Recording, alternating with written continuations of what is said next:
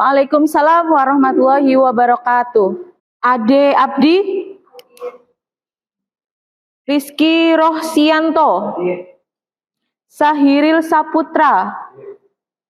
Aku ingin mengajak kalian biar semangat terus belajarnya. Kita akan bernyanyi bersama sambil gerakan ya. SMK bisa, SMK hebat, bermutu dan berkarakter kuat, berdaya saing dalam bekerja. Kita untuk Indonesia. SMK bisa. SMK Negeri 1 Adiwarna luar biasa. Ya, beri tepuk tangan. Sebelum Ibu menjelaskan materi hari ini, Ibu akan membagi, ini tahu ya? Ya, apa? Sticky note itu tulis di catatan kecil tadi tentang, apa yang kalian pikirkan ketika melihat gambar ini?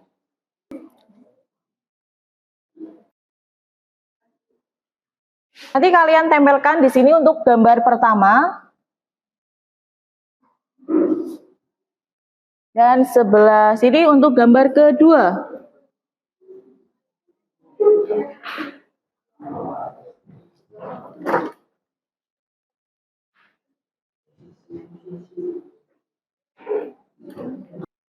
Artis, penulis, rata-rata menjawabnya itu memang dari yang gambar pertama, ballpoint atau pena. Terus yang kedua itu musisi atau novelis dan lain-lain ya. Ya, jadi mengapa tadi Ibu meminta kalian untuk menuliskan apa yang kalian pikirkan ketika melihat gambar tersebut? Jadi nanti ini ada kaitannya dengan pembelajaran kita hari ini, yaitu tentang menulis novel sejarah. Ya. Adapun tujuan pembelajaran hari ini, pertama kalian akan membuat kerangka terlebih dahulu berdasarkan pengalaman. Kemudian yang kedua, mengembangkan kerangka cerita sejarah menjadi paragraf. Dan yang terakhir, kalian harus menuliskan sebuah cerita sejarah berdasarkan kerangka yang telah kalian susun. Minggu lalu kita belajar tentang kebahasaan novel sejarah. Yang keempat, menggunakan banyak kata kerja yang menyatakan sesuatu yang dipikirkan atau dirasakan oleh tokoh. Yang kelima, menggunakan banyak dialog. Yang keenam, menggunakan kata-kata sifat. Ya, betul ya. Contoh cerita berdasarkan pengalaman. Silahkan kalian baca terlebih dahulu. Kalian tahu ya, Siska Kol, kalau di Instagram, mari kita coba. Kalau sekarang, mari kita bahas. Nah, seandainya kalian menjadi tokoh aku tadi di cerita tadi, apa yang akan kalian lakukan? Saya akan menjalani hari-hari dengan senyum walaupun senyum itu sebenarnya palsu. Setiap hari bersabar dan meminta pertolongan kepada Allah agar selalu dikuatkan dalam menjalani hari. Karena dengan bunuh diri itu bukan solusi tetapi dapat memperkeruh masalah. Apakah peristiwa di dalam cerita tersebut itu sudah terjadi? Iya, sudah. Sudah terjadi. Buktinya apa? Buktinya sudah ditulis dalam novel. Buktinya sudah ditulis dalam novel. Ya, ada yang mau menambahkan? Ya. Ya, buktinya. Karena di dalam cerita itu ada kalimat ingin mengubur masa lalu yang kelam. Dan kegelisahan itu masih terbawa sampai di bangku perkuliahan saat ini. Oh ya, bagus. Jadi walaupun itu berdasarkan pengalaman pribadi kita atau pengalaman pribadi orang lain, tentunya kita harus meramu sedemikian rupa sehingga dia itu tetap aja menjadi novel fiksi. Ya, jadi mungkin pengalaman pribadinya jangan semuanya dituangkan menjadi sebuah cerita yang benar-benar persis seperti cerita tersebut.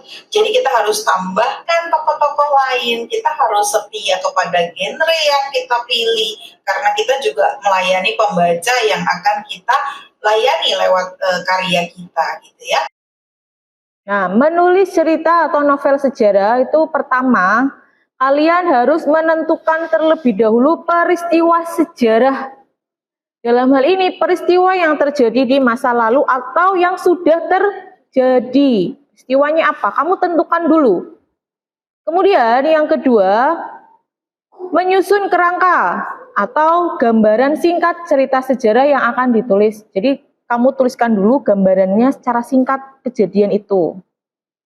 Kemudian atau sinopsis namanya ya. Kemudian yang ketiga, mengumpulkan bahan-bahan cerita, bisa dari orang-orang sekitar, wawancara, atau dari koran, dan lain-lain. Kemudian yang keempat, setelah kamu mengumpulkan bahan-bahan, yaitu mengembangkan kerangka tersebut atau draft awal tadi menjadi sebuah novel atau cerita sejarah secara utuh dengan memperhatikan kebahasaannya dan juga struktur dari novel sejarah. Sudut pandang yang paling mudah adalah sudut pandang orang pertama, yaitu aku. Penceritaan teks novel atau cerita mengikuti gaya teks recon. Reconnya recon imajinatif. Recon itu cerita ulang ya. Yang di dalamnya ada orientasi, pengungkapan peristiwa, cerita mulai memuncak, puncak masalah, resolusi, dan kode. Nah, kelompok 2 ini 1, 2, 3, 4, kelompok 1, terus ini kelompok 2, kelompok 3, kelompok 4.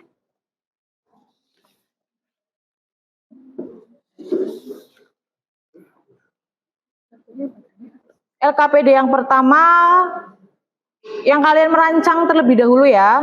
Buatlah kerangka cerita berdasarkan kejadian atau pengalaman dengan cara menuliskan urutan-urutan peristiwa secara faktual sebagai fakta sejarah. Kemudian, nah untuk memudahkan kalian membuat kerangka, ikuti panduan berikut. Di sini Ibu sudah sediakan kerangkanya. Kamu bisa isi dari langkah-langkah. Yang pertama, kamu tentukan dulu peristiwa sejarahnya apa. Kemudian yang kedua, menyusun gambaran singkat sejarah yang akan ditulis menjadi cerita atau novel sejarah. Untuk membuat kerangka, silakan mulai dari sekarang. Ibu beri waktu 15 menit cukup ya? Cukup. Nanti setelah kalian membuat kerangka, selanjutnya kalian kembangkan kerangka tersebut menjadi sebuah cerita. Nah, nanti pakainya LKPD yang kedua. Nah, LKPD yang di lembar berikutnya. Di sini ketentuannya dari kerangka tadi kamu tulis menjadi sebuah cerita yang utuh. Dengan ketentuan hurufnya menggunakan huruf Times New Roman.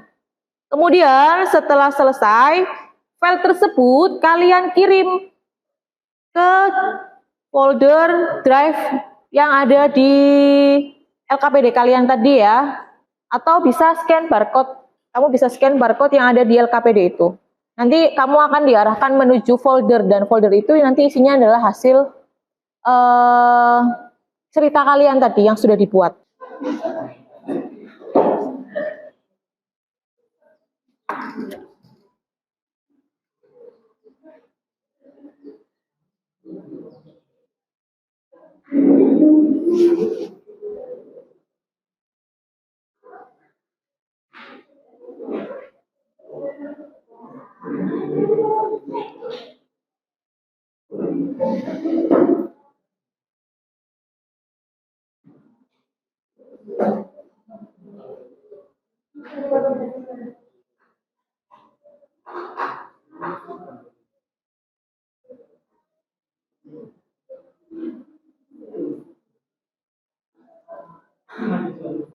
Ya, bagus, dikembangkan saja.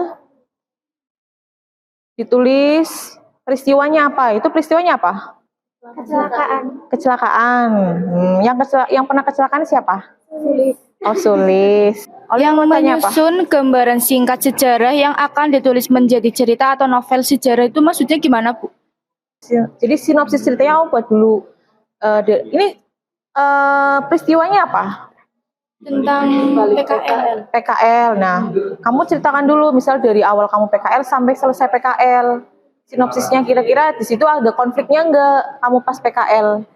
Perkenalkan, nama saya Hanin Salsabila. Perwakilan dari kelompok 6 akan mempresentasikan hasil kerja kelompok kami.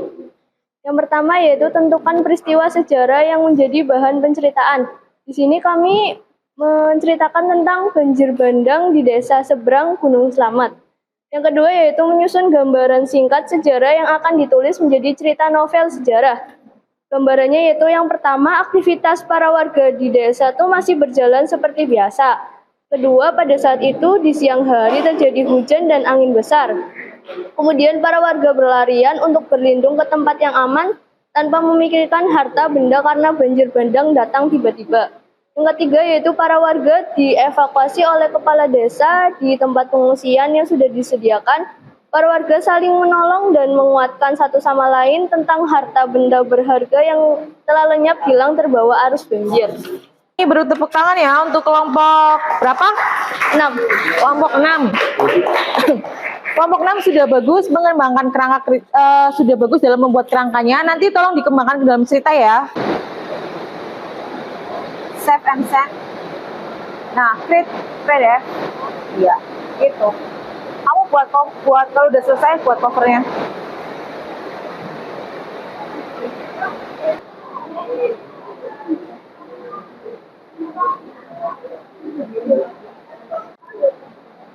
Setelah kami sampai, kita pun langsung menuju pulang, beralaskan ingin menjenguk teman kami yang sedang sakit.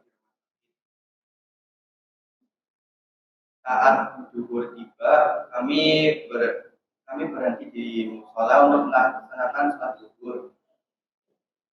Saat mau ambil air wudhu, tiba-tiba si Umar pun datang. Si Umar keluar dari pintu toilet dan ketemu kami. Ya, selanjutnya setelah kalian tadi sudah mengumpulkan, nah berikutnya silakan kamu kerjakan. Ini ada soal yang harus kalian kerjakan.